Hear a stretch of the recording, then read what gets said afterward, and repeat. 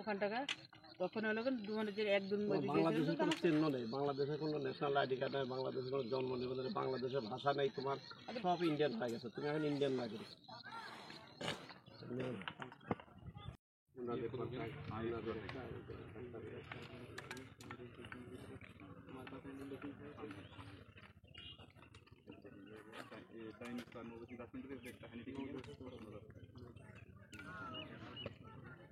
আমি যদি খালি তোমার কথা রিসিভ করতে তোমার আমি নিতে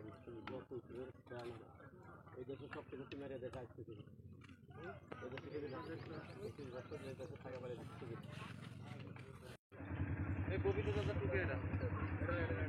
না মানে বুঝতে পারছে এটা আমার ওটা আমার